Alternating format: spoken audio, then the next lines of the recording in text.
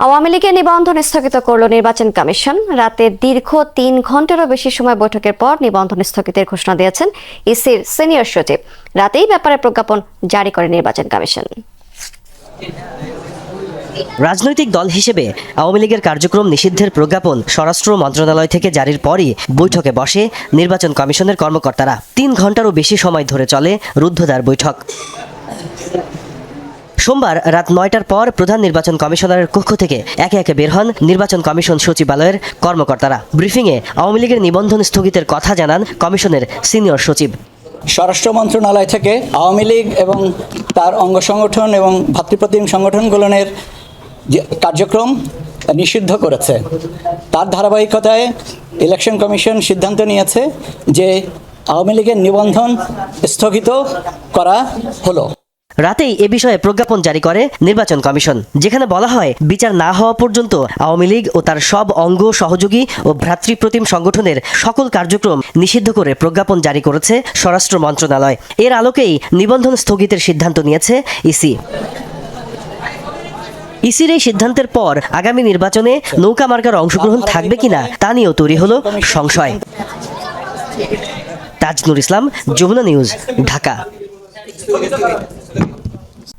এর আগে বিচার কার্যক্রম শেষ না হওয়া পর্যন্ত আওয়ামী লীগ এবং অঙ্গ সংগঠনের রাজনৈতিক কার্যক্রম নিষিদ্ধ করে প্রজ্ঞাপন জারি করে স্বরাষ্ট্র মন্ত্রণালয়। এর ফলে এই দলটি কোনো ধরনের প্রকাশনা, গণমাধ্যম, অনলাইন এবং সামাজিক যোগাযোগ মাধ্যমে কোনো প্রচারণা, মিছিল, সভা, সমাবেশ এবং সম্মেলন করতে পারবে না।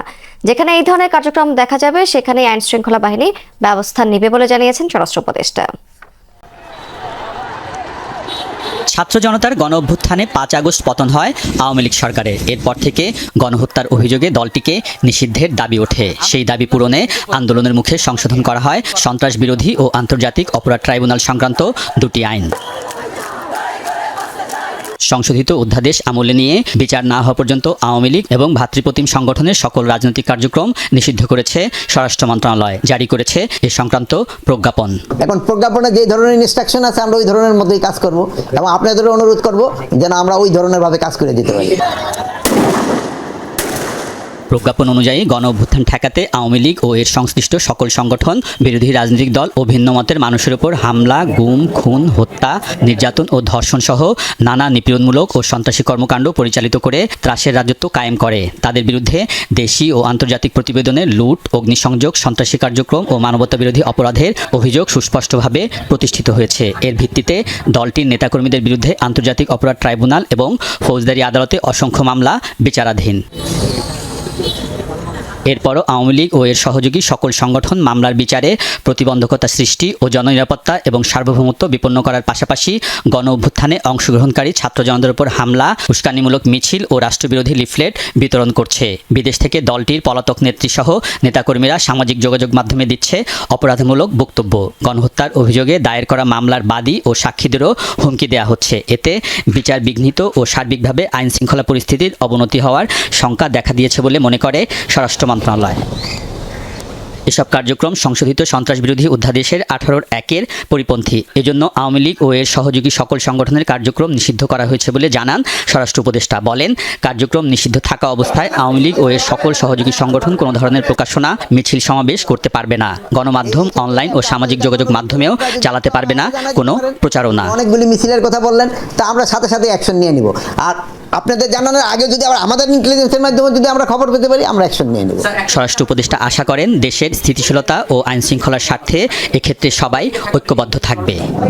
আপনাদের আলমগীর স্বপন, যমুনা নিউজ, ঢাকা। জুলাই আগস্টের আন্দোলনে নির্বিচারে 1400-রও বেশি মানুষ হত্যার দায় শেখ হাসিনার।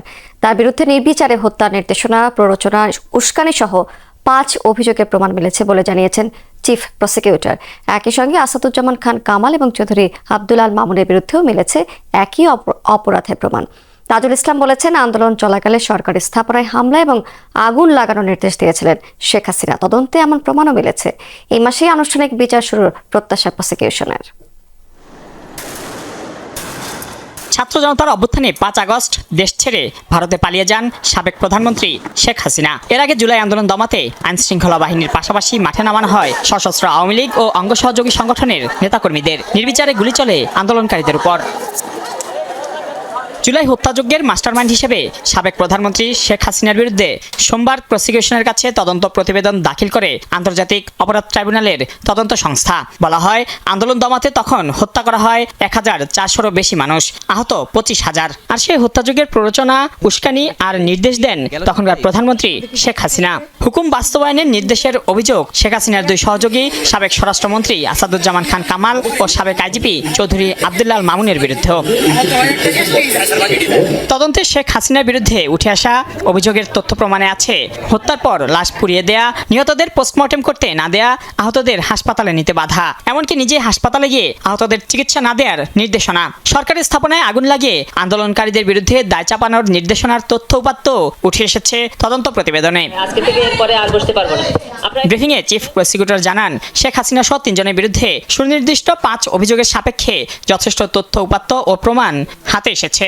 অসংখ্য video footage, audio footage, audio clipping, এরপরে বুলেটস যেগুলো নিহতদের বা আহতদের শরীর থেকে উদ্ধার করা আছে সেগুলো, বিভিন্ন জাতীয় আন্তর্জাতিক সংস্থা থেকে প্রাপ্ত যে সমস্ত ডকুমেন্ট, তথ্য প্রমাণাদি, আসামি যারা জবানবন্দি দিয়েছেন, স্বীকারোক্তি দিয়েছেন, সেগুলো সামগ্রিকভাবে এই অপরাধ প্রমাণের জন্য যা যা দরকার সেই ধরনের সাক্ষ্য প্রমাণ তদন্ত সংস্থা দাখিল করেছেন। তাজুল ইসলাম বলেন, আন্দোলনের সময় সরকারি স্থাপনায় নাশকতা চালানো হয়েছিল শেখ হাসিনার নির্দেশেই, যার দায় চাপিয়ে দেওয়া হয় আন্দোলনকারীদের উপর। বিভিন্ন সরকারি স্থাপনায় নিজেদের লোকদেরকে আগুন লাগিয়ে দিয়ে সেটার দায় চাপানোর ব্যাপারে নির্দেশনা দেওয়া হচ্ছিল, যে ব্যাপারে সরাসরি প্রধান আসামি শেখ হাসিনার যে বক্তব্য, যে টেলিফোনিক নির্দেশ, সেগুলো সরাসরি আমাদের তদন্ত সংস্থা হস্তগত হয়েছে।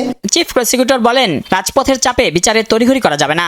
আন্তর্জাতিক মানের বিচার নিশ্চিত করতে যতটুকু সময় প্রয়োজন ততটা দেওয়া উচিত। সঠিক বিচারটা যাতে হয়, তাড়াহুড়া করতে গিয়ে যদি মামলাটা ফেল করে তাহলে আমাদের এই জাতির আকাঙ্ক্ষা কখনো পূরণ হবে না এবং সেটা ন্যায় বিচার করা হবে না। সে কারণে যতটুকু সময় প্রয়োজন ততটুকু সময় এই ট্রাইব্যুনালকে, এই প্রসিকিউশনকে, তদন্ত সংস্থাকে আপনারা অ্যালাউ করবেন। এ মাসেই ফরমাল চার্জ গঠনের মধ্য দিয়ে শেখ হাসিনা সহ 3 জনের বিরুদ্ধে আনুষ্ঠানিক বিচার শুরুর প্রত্যাশা প্রসিকিউশনের। এ নিয়ে জুলাই গণহত্যার 2 মামলার তদন্ত শেষ হলো। মানিউল মারুফ, যমুনা নিউজ, ঢাকা। আওয়ামী লীগের কার্যক্রম নিষিদ্ধের নামে শাহবাগের সাজানো নাটক হয়েছে এমন অভিযোগ করেছে বিএনপি। মেট্রোপলিটন পুলিশ ঘোষিত নিষিদ্ধ এলাকাতে এনসিপির বিক্ষোভের ঘটনায় সরকারের নিরপেক্ষতা নিয়েও প্রশ্ন তুলেছেন এই দলটির স্থায়ী কমিটির সদস্য মির্জা আব্বাস। তিনি বলেছেন, শেখ হাসিনার মতো দেশে লুটপাট চালাতে একটি গোষ্ঠী অপবাদ দিয়ে বিএনপিকে শেষ করতে চায়। আর বিএনপি নেতা রিজভী আহমেদ সরকারকে আবেগ দিয়ে নয়, দূরদৃষ্টি সম্পন্ন সিদ্ধান্ত নেওয়ার আহ্বান জানিয়েছেন।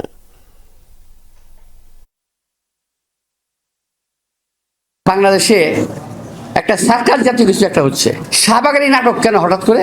যে শাহবাগ আপনারা বন্ধ করেছেন, যে শাহবাগের এই এলাকাতে, এই সমস্ত এলাকাতে মিছিল মিটিং করা যাবে না, সেখানে সরকারের পৃষ্ঠপোষকতায় সরকারের দল এনসিপির লোকেরা ওখানে মিছিল মিটিং করে কিভাবে?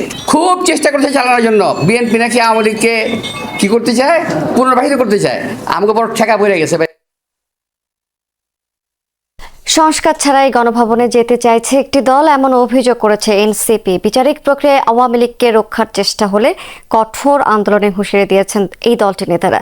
আওয়ামী লীগের কার্যক্রম নিষিদ্ধের প্রজ্ঞাপন জারির প্রতিক্রিয়ায় সন্ধ্যায় বাংলা মোটর দলীয় কার্যালয়ের সামনে সংবাদ সম্মেলন করে এই দলটি।